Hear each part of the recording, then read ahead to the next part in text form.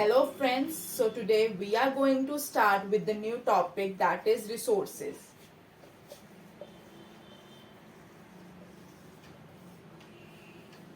So we use different types of things in our daily life like clothes, utensils, vegetables, fruits, comb, etc., right?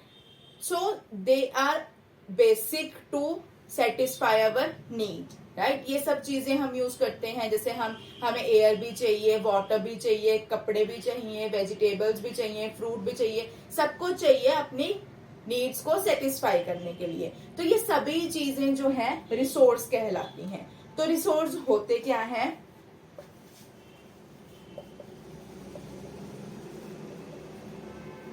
Anything that can be used to satisfy human need.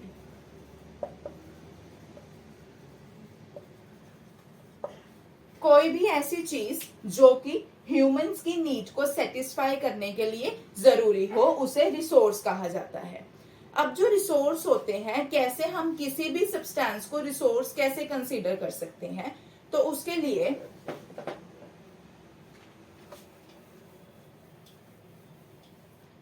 जैसे कि for example अगर हम water की बात करते हैं, तो water हम सभी को चाहिए सरवाइव करने के लिए। हम रोज पानी पीते हैं, पानी यूज करते हैं, राइट। इसी तरह से अगर हम इलेक्ट्रिसिटी की बात करते हैं, तो इलेक्ट्रिसिटी भी हमारी लाइफ में एक वाइटल रोल प्ले करती है, राइट। इलेक्ट्रिसिटी भी चाहिए। इलेक्ट्रिसिटी है तो फैन चल रहा है, कूलर चल रहा है, टीवी, मोबाइल फोन, ये सब चीजें हम यूज कर पा रहे हैं ड्यू टू इलेक्ट्रिसिटी, राइट।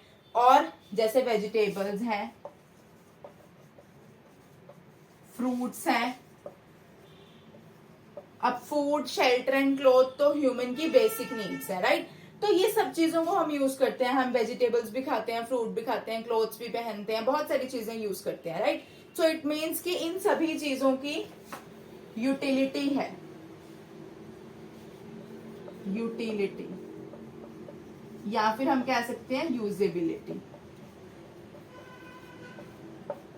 सो कोई भी जो सब्सटेंस है उसकी यूटिलिटी और यूजेबिलिटी ही उसको एक रिसोर्स बनाती है। लाइक जैसे वेजिटेबल है, अगर उसको कोई यूज नहीं कर रहा, अगर वो वेजिटेबल्स को कोई यूज नहीं कर रहा, वो किसी की नीड्स को सेटिस्फाई नहीं कर रही, तो हम उन्हें रिसोर्स कंसीडर नहीं करेंगे, राइट। अगर उनकी यूटिलिटी नहीं है, उनकी जरूरत ही नहीं है, राइट। सो किसी भी सब्सटेंस की जो यूटिलिटी और यूजेबिलिटी होती है, वो उस सब्सटेंस को एक रिसोर्स बनाती है। एंड जो सेकेंड थिंग है, that is that all resources have value. हर एक जो रिसोर्स है उसकी वैल्यू होती है। बिना वैल्यू के कोई भी रिसोर्स जो है वो रिसोर्स नहीं हो सकता, कोई भी सब्सटेंस रिसोर्स नहीं हो सकता। Value means worth, right. So अगर हम यहां पे एक एग्जांपल से समझे, मेटल जो है उसकी एक इकोनॉमिक वैल्यू है। अगर हम मेटल को बेचने जाते हैं या कोई भी मेटल की चीज को बेचते हैं या खरीदते हैं, तो उसकी एक हमें हायर जो है इकोनॉमिक वैल्यू पे करनी पड़ती है। सो जो मेटल है उसकी इकोनॉमिक वैल्यू है,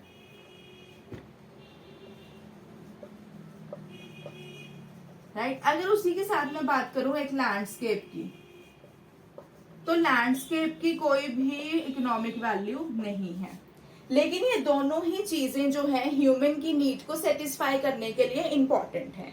सो जरूरी नहीं है कि हर एक रिसोर्स जो है उसकी एक इकोनॉमिक वैल्यू हो, राइट। अगर उसकी इकोनॉमिक वैल्यू नहीं भी है, अगर वो वर्थ है, तो it will be considered as the resource. So ये जरूरी नहीं है कि हर एक जो रिसोर्स है उसकी कोई ना कोई इकोनॉमिक वैल्यू हो।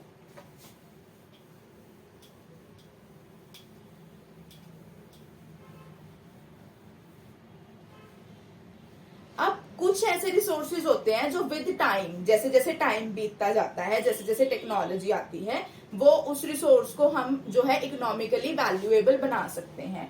तो जो मेन फैक्टर्स हैं जो किसी भी रिसोर्स को इकोनॉमिकली वैल्यूएबल बनाते हैं, वो फर्स्ट फैक्टर जो है वो है टाइम, और जो सेकंड फैक्टर है it is technology. So with the passage of time and with the help of technology कोई भी जो सब्सटेंस है उसे हम रिसोर्स में कन्वर्ट कर सकते हैं. फॉर एग्जाम्पल अगर हम इसे यहाँ पे एक एग्जाम्पल के साथ समझें तो जैसे कि हमारे घरों में या हमारे आसपास हमने बहुत बार देखा है कि जब भी कोई बीमार होता है या कोई भी ऐसी बात होती है तो कोई ना कोई जो है होम रेमेडीज जो है जो हमारे ग्रैंड पेरेंट्स की होम रेमेडीज होती हैं उसको लोग अप्लाई करते हैं, राइट. तो उन होम रेमेडीज की कोई भी इकोनॉमिक वैल्यू नहीं है, ठीक है. वो कोई बता देता है और हम यूज कर लेते हैं, वो अलग बात है, लेकिन उसकी कोई भी इकोनॉमिक वैल्यू नहीं है, उसके लिए हमें कुछ भी पे नहीं हम करते हैं, राइट. सिमिलरली अगर उसी होम रेमेडी को पेटेंट कर लिया जाए और उसको किसी एक मेडिकल फर्म को बेच दिया जाए, उसको इसी होम रेमेडी को अगर पेटेंट करके किसी मेडिकल फर्म से को बेच देते हैं और वो मेडिकल फर्म उसको अपना लेबल लगा के उसे एज अ प्रोडक्ट बेचती है तो उसकी इकोनॉमिक वैल्यू है, लोग उसे खरीदेंगे और उसके लिए पैसे भी देंगे और पैसे लेंगे भी, राइट. तो उसकी एक इकोनॉमिक वैल्यू जो है वो उसमें ऐड हो जाती है. सो इस तरह से with the passage of time और with the help of technology जो सब्सटेंसेस हैं, सम सब्सटेंसेस को हम या कुछ रिसोर्सेज को हम इकोनॉमिकली वैल्यूएबल बना सकते हैं. सो अब जो हम नेक्स्ट करेंगे it is types of resources.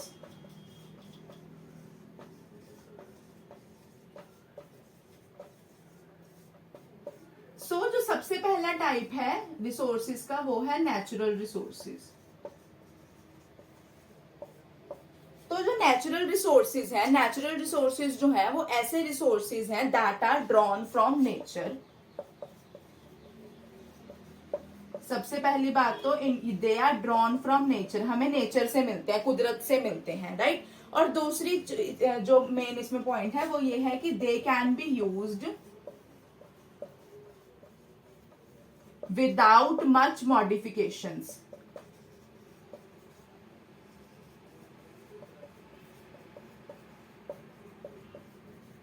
और इन रिसोर्सेज को हम बिना किसी मॉडिफिकेशन के, बिना ज्यादा उनको मॉडिफाई किए भी यूज कर सकते हैं. तो वो सभी जो चीजें हैं वो नेचुरल रिसोर्सेज में आती हैं. For example river, lake, tree, mountain, air etcetera. So अभी जैसे आपने देखा कि जो ट्री है या एयर है, माउंटेन है, रिवर है, लेक है, ये सभी चीजें हमें नेचर से मिलती हैं. तो इन सभी को हम नेचुरल रिसोर्सेज में देखते हैं और इन्हें हम without any much modifications easily हम इन्हें यूज कर सकते हैं. That is why they are considered as natural resources.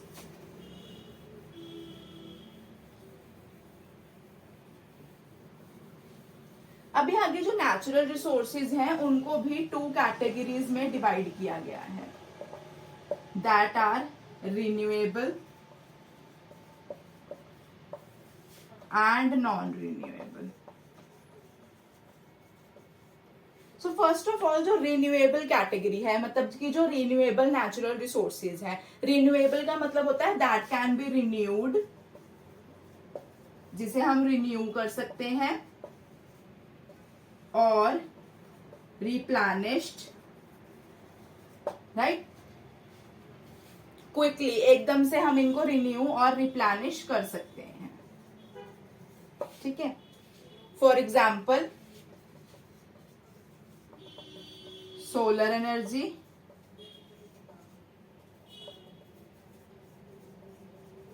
Wind energy.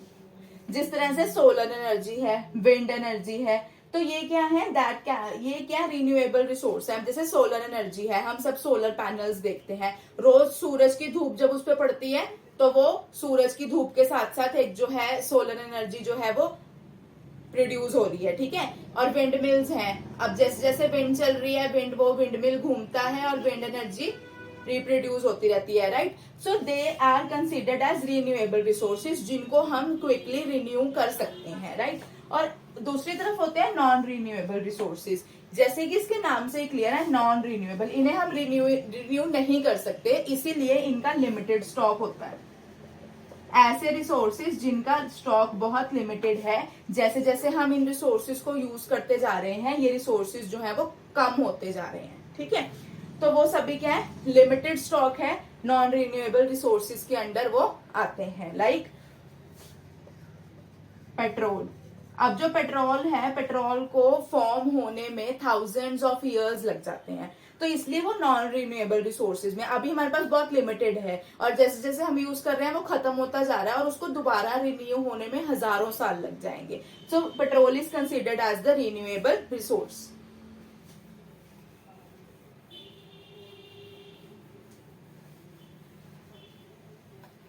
So the second type of resource is human made resource, or we can say man made resource. Human made resource. So human made resources कौन कौन से हैं? बहुत सारे ऐसे natural resources हैं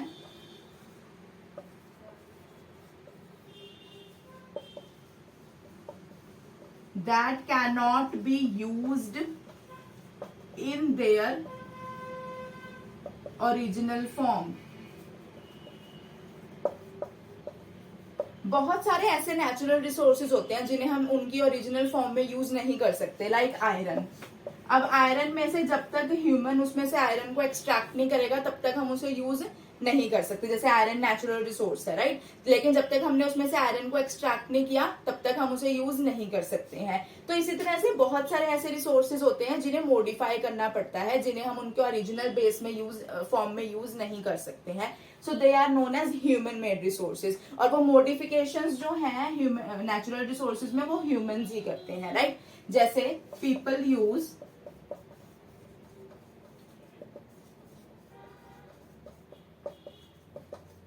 different kind of things to make road, buildings, vehicles, etc. अब humans ने बहुत सारी चीजें बनाई हैं, रोड्स भी बनाता है, बिल्डिंग भी बनाता है, व्हीकल्स भी बनाता है, तो ये सभी भी रिसोर्सेज हैं क्योंकि इनकी यूटिलिटी भी है, यूजेबिलिटी भी है, इनकी वैल्यू भी है, राइट। तो ये कौन से रिसोर्सेज में आएंगे? ह्यूमन मेड रिसोर्सेज में, क्योंकि ये इनकी नेचुरल फॉर्म से कुछ नेचुरल रिसोर्सेज को यूज करके ह्यूमन ने एक अपना अलग रिसोर्स बनाया है, that is why they are considered as human made resources.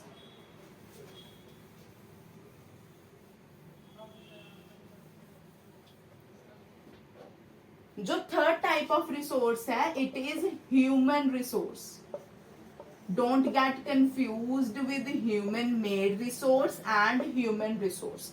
जैसे कि हमने अभी डिस्कस किया कि जो ह्यूमन बीइंग है वो अलग अलग नेचुरल रिसोर्सेज को यूज कर करके एक न्यू जो है रिसोर्स को क्रिएट कर लेता है, राइट। सो जो ह्यूमन बीइंग्स है उसके अंदर वो पोटेंशियल है कि वो अपना इंटेलेक्ट को यूज करके, टेक्नोलॉजी को यूज करके न्यू रिसोर्सेज को डेवलप कर सकता है। So that is why humans are also considered as a resource, because people can make best use of natural resources, क्योंकि ह्यूमंस ही हैं जो कि नेचुरल रिसोर्सेज को बेस्ट यूज उनका उसमें से निकाल सकते हैं, लाइक विद द हेल्प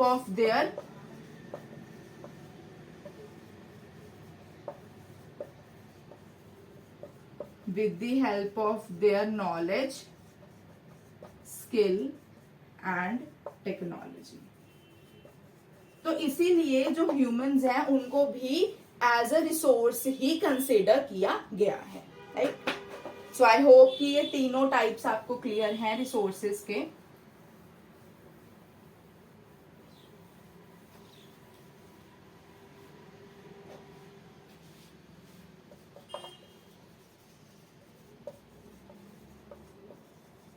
अब क्योंकि जो ह्यूमन है उसको एज अ रिसोर्स कंसीडर किया गया है, तो वहीं से एक कंसेप्ट आता है ह्यूमन रिसोर्स डेवलपमेंट का। इसका क्या मतलब है? ह्यूमन रिसोर्स डेवलपमेंट, इसका मतलब है इम्प्रूविंग द स्किल्स। किसकी स्किल्स को इम्प्रूव करना है? ऑब्वियसली ह्यूमन बीइंग्स की ही स्किल्स को क्या है, इम्प्रूव किया जाएगा, so that they can make best use of natural resources, जो ह्यूमन बींग्स को नेचुरल रिसोर्सेज दिए गए हैं उसमें से एक अच्छा रिसोर्स निकालने के लिए जो ह्यूमन बींग्स हैं उनकी स्किल्स को, उनकी नॉलेज को इम्प्रूव करना, इस कंसेप्ट को ह्यूमन रिसोर्स डेवलपमेंट कहा जाता है, राइट।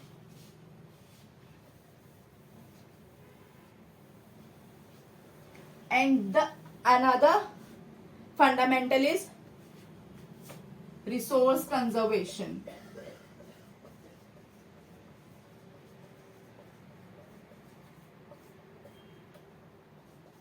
रिसोर्स कंजर्वेशन, सो जो रिसोर्स कंजर्वेशन का जो कंसेप्ट है ये कहाँ से आया है कि जैसे जो रिसोर्सेज है, मैंने अभी आपको बताया कि कुछ रिसोर्सेज जो हैं वो नॉन रिन्यूएबल रिसोर्सेज हैं जिन्हें हम रिन्यू नहीं कर सकते। तो अगर उनका स्टॉक एक बार खत्म हो जाएगा तो उनको रिन्यू होने में हजारों साल लग जाएंगे, राइट। सो कंजर्वेट करना क्यों जरूरी है रिसोर्सेज को? Conserve, to conserve means to use the resources, to use the resources wisely। जितनी हमें जरूरत है हम उतना ही उस रिसोर्स को यूज करें, राइट। उसको वेस्ट ना करें, वेस्टेज से बचें, रिसोर्सेज की रीयूज करें, चीजों को रिसाइकल करें चीजों को, राइट। सो कंजर्व करना क्यों जरूरी है? फॉर द फ्यूचर जनरेशंस जो है रिसोर्स कंजर्वेशन बहुत ज्यादा इंपॉर्टेंट है। So this was all about the meaning, types and the concept of human resource development and resource conservation. I hope आप सभी को वीडियो अच्छा लगा होगा। वीडियो अच्छा लगे तो लाइक, कमेंट, शेयर जरूर कीजिए, और अगर आपने मेरा चैनल अभी तक सब्सक्राइब नहीं किया है तो मेरे चैनल को जरूर सब्सक्राइब कीजिए। Thank you.